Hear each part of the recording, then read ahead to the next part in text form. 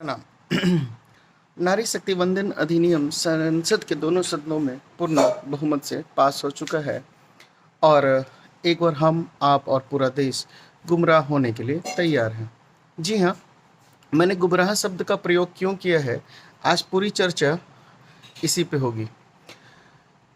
इस परिचर्चा को आगे बढ़ाने से पहले मुझे लगता है कि हमें 2010, 2014 और 2019 के कुछ इतिहास के पन्नों को टटोलना होगा, क्योंकि सच, इस बिल का सच वहीं छुपा है और गुमराह करने की साजिश भी वहीं छुपी हुई है। जी हाँ, तो सर्वप्रथम हम चलेंगे 2010 में।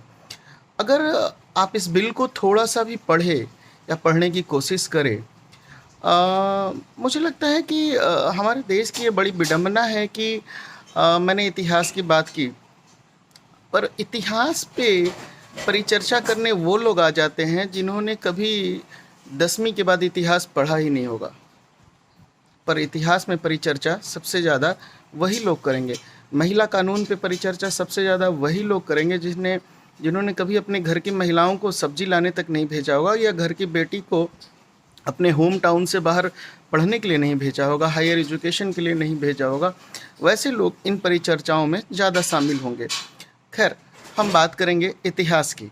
2010 को अगर आप इस बिल को पूर्णतः पढ़ेंगे तो आपको ज्ञात होगा कि ये बिल 2010 में यूपीए की सरकार में पेश किया गया था और यह बिल रिजेक्ट हो गया था। रिजेक्ट होने का जो मुख्य कारण था वो ये था कि इसमें ओबीसी की महिलाओं को आरक्षण नहीं दिया गया था। जी हाँ, ओबीसी की महिलाओं को आरक्षण नहीं दिया गया था, इसलिए यह बिल उस समय पास नहीं हो पाया। अभी यथावत अगर बात करें इस बिल की, तो यथावत same bill as it is 2023 में मोदी सरकार ने पेश किया है और इस बिल में भी ओबीसी की महिलाओं को कोई आरक्षण नहीं दिया गया। पर मुझे आश्चर्य इस बात का है कि यही बिल, सेम बिल, सिर्फ नाम बदल दिया गया, जिसमें मोदी जी माहिर हैं। वो बिल 2010 में पास नहीं हुआ और 2023 में क्यों पास हो गया? क्योंकि आप पूर्ण बहुमत से सरकार में हैं, इसलिए पास हो गया। तब भी 2023 में ओबीसी की महिलाओं को आरक्षण नहीं दिया गया और 2010 में भी यह बिल इसलिए पास नहीं होगा तब क्योंकि उस बिल में ओबीसी की महिलाओं को आरक्षण नहीं दिया गया था। 2014 में जब मोदी जी की सरकार आई तो सुषमा स्वराज ने हर भाषण में ये कहा था कि हम इस अधिनियम को यथाशीघ्र लागू कर लेंगे, पर 2022 तक मोदी जी को इसकी याद नहीं आई। 2024 लोकसभा चुनाव से पहले उन्हें याद आया और उन्होंने इस बिल को उसी गलती के साथ पास करवा लिया। एक खास वर्ग की महिलाओं, ओबीसी वर्ग की महिलाओं को आरक्षण इस बिल में नहीं दिया गया है। अगर आप इस बिल को और डिटेलिंग के साथ पढ़ें तो यह बिल में स्पष्ट किया गया है कि यह बिल 2026 की जातीय जनगणना और संसदीय परिसीमन के बाद लागू होगा। मतलब यह स्पष्ट है कि यह बिल 2029 से प्रभावी होगा। तो भाई, अगर यह बिल 2029 से प्रभावी होगा तो 2023 में इसे इतनी जल्दबाजी में लागू करने की क्या ज़रूरत थी? उसी त्रुटिपूर्ण तरीके से लागू करने की ज़रूरत क्या पड़ गई आपको? क्या 2023 का यह मास्टर स्ट्रोक था जिसमें मोदी जी क्लीन बोल्ड हो गए? फ्रंट फुट से खेलने तो गए थे और क्लीन बोल्ड स्वयं हो गए, क्योंकि देश अब जाग रहा है। मोदी जी, नाम बदल देने से कोई भी अधिनियम बदल नहीं जाएगा। 2010 में आपने इस बिल को इसलिए पास नहीं होने दिया था क्योंकि इस बिल में ओबीसी की महिलाओं को आरक्षण नहीं है। तो क्या आज ऐसा क्या हो गया कि उसी बिल को उसी त्रुटि के साथ आपने दोनों सदनों में पास करा दिया? मैंने इतिहास की बात की, मैं 2019 में आता हूँ। अगर आपको 2019 याद हो तो इसी प्रकार आनन फानन में एक मास्टर स्ट्रोक मोदी ने खेला था और तब यह मास्टर स्ट्रोक शायद हिट हो गया था, छक्का लगा था। एनआरसी, आपको अगर याद हो कि किस प्रकार हमें एनआरसी के थ्रू पूरे देश को गुमराह बनाया गया। दोनों सदनों में एनआरसी को लागू किया गया, पास कर दिया गया, पर हर भाषण में, घुसपैठियों की चर्चा हुई, बांग्लादेशी घुसपैठियों की चर्चा हुई, बहुत तरीक़ों से देश को बांटा गया, हर तरीके से देश को बांटने की कोशिश की गई। पर आज वस्तु स्थिति क्या है? दोनों सदनों में एनआरसी को पूर्ण बहुमत से पास हो जाने के बाद भी आज मोदी सरकार ने एनआरसी लागू क्यों नहीं किया? क्या 2024 में इस एनआरसी के मुद्दे को इसलिए लाया गया था ताकि ये चुनावी स्टंट था, देश गुमराह हो, देश बट जाए, जातीय ध्रुवीकरण हो, सांप्रदायिक ध्रुवीकरण हो, धार्मिक ध्रुवीकरण हो और देश को एक मुख्य मुद्दे से, मुख्य धारा से भटका दिया जाए? क्या इसलिए एनआरसी को ऐसा किया गया था? और एक बार पुनः उसी प्रकार से, उसी गलती के साथ देश को गुमराह किया जा रहा है। यूपीए की उसी बिल को उसी गलती के साथ पेश किया गया और पास भी करा लिया गया। तो क्या 2010 की गलती 2023 में गलती नहीं है, क्योंकि ये कांग्रेस की नहीं, बीजेपी की सरकार है?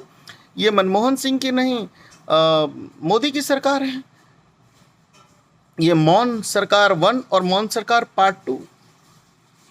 मैंने कहा था मेरे हर परिचर्चा में उनके मौन की अभिव्यक्ति होगी। क्यों मौन है इस पे मोदी जी? मुझे बड़ी हंसी आती है कि हम उस सदन में, हम अपने संसद के सदन की बात करते हैं, हमारे दोनों सदनों में मिलाकर 763 सांसद हैं, जैसा कि हम आप सभी को ज्ञात होगा। 763 सांसदों में 100 से अधिक सांसद जो है वो कॉरपोरेट जगत से आते हैं और 366 सांसद वैसे हैं जिन पे आपराधिक मुकदमे हैं या क्रिमिनल केसेस चल रहे हैं। मतलब 763 में से 350 और 100, 450 के करीब ऐसे सांसद हैं जो क्रिमिनल केस में हैं।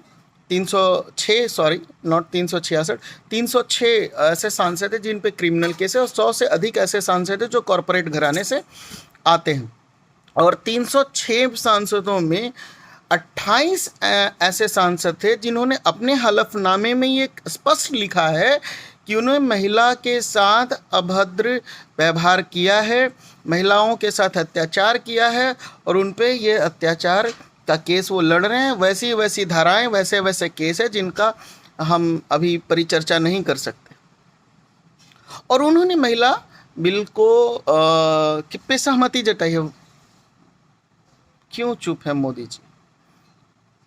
वैसे लोगों को क्या हक है इस बिल पे अपनी सहमति जताने की, जिन्होंने अपने हलफनामे में यह लिखा है कि हाँ मैंने महिलाओं पे अत्याचार किया है? अगर आप एनआरसीबी का डाटा देखें तो आपको यह स्पष्ट होगा कि पिछले 2014 के बाद महिलाओं पे अत्याचार बढ़ा है, उसकी रिपोर्ट अधिक दर्ज हुई है। ये मैं नहीं कर रहा हूँ, ये उनका डाटा है। उनकी सरकार में महिलाओं पे अत्याचार अधिक बढ़ा है, यौन उत्पीड़न अधिक बढ़ा है, बलात्कार के केसेस अधिक रिकॉर्ड किए गए हैं। और उस पर 306 सांसद ऐसे हैं जो क्रिमिनल केस से आते हैं, क्रिमिनल बैकग्राउंड से आते हैं और उन्होंने भी इस पे अपनी सहमति जताई। 100 से अधिक ऐसे सांसद आते हैं जो कॉरपोरेट घराने से आते हैं। अगर आप कॉरपोरेट घराने के यथार्थ से वाकिफ़ हों तो आपको पता होगा कि उसमें महिलाओं की स्थिति क्या है। महिलाएं आज मजबूरी में ही कॉरपोरेट घराने में काम कर पा रही हैं। वैसी महिलाएं जो मैनेजरियल स्किल तक नहीं पहुंच पा रही हैं, उनकी स्थिति तो और भी दयनीय है। वैसे लोग सहमति जता रहे हैं जो महिलाओं को मेंटल टॉर्चर करते हैं। उन्हें आज अगर आप 2-4 महिलाओं का उदाहरण देकर पूरी महिलाओं को बुड़बक बनाने का काम कर रहे हैं तो ये बिल्कुल गलत है। सतर्क रहें, सावधान रहें। ऐसे कई मास्टर स्ट्रोक खेलने की कोशिश मोदी जी करेंगे क्योंकि 2024 का चुनाव नज़दीक है। आप झेलने के लिए तैयार हों उनके मास्टर स्ट्रोक को। ये आपको देखना है कि हमें किस बॉल को खेलना है, किस बॉल को डिफेंस करना है, किस बॉल को बाउंड्री के पार करना है। मुझे लगता है उनकी हर गेंद बाउंड्री के पार जानी चाहिए। हमारा बल्ला इतना मजबूत बनाइए अपने बल्ले को कि उन मोदी जी के हर जुमलेबाजी को, हर जुमले वाली गेंद को हम बाउंड्री के पार ही फेंकें, या हमारे जो उनकी जो फील्डिंग स्ट्रक्चर है ना, उसे ध्वस्त कर देना है। बिल्कुल हमें उसके उनके चक्रव्यूह में फंसना नहीं। सतर्क रहें, सावधान रहें। ऐसे कई मास्टर स्ट्रोक्स आएंगे, ऐसी कई जुमलेबाजियां आएंगी, ऐसे कई गुमराह करने वाले मुद्दे आएंगे। आपको 2019 याद है ना, पुलवामा, कैसे देश को गुमराह किया गया। एनआरसी याद है ना, कैसे देश को गुमराह किया गया। ऐसे कई गुमराह करने वाले काउजेज अभी आपके पास आएंगे, ऐसे कई चीज़ें आपके पास आएंगी। सतर्क रहें, सावधान रहें, सावधानी से वोटिंग करें, अपने स्थानीय उम्मीदवार को ही चुनें। जाति, संप्रदाय, धर्म के नाम पे वोट ना करें। किसी के व्यक्तिगत विश्लेषण को या व्यक्तिगत आइडिया को आइडियलाइज कर कर वोट ना करें। अपने स्थानीय उम्मीदवार को ही वोट करें और उन्हें ही, चाहे वो किसी पार्टी के हो, किसी जाति को, किसी धर्म के हो, अगर वो आपके समाज और आपके स्थानीय जो भौगोलिक दृष्टि है उससे पूरी तरह वाकिफ़ हैं, तो उन्हें ही वोट करें, क्योंकि वो ही आपका विकास कर सकते हैं। और ज़्यादा कोशिश करें कि पढ़े लिखे लोगों को ही वोटिंग करें, जो जिनका पूरा जीवन सामाजिक उत्थान के लिए है, सामाजिक उनकी पूरी सोच, उनकी पूरी विवेचना सामाजिक उत्थान के लिए है, वैसे लोगों को ही वोट करें। सतर्क रहें, सावधान रहें। जय हिंद, जय भारत।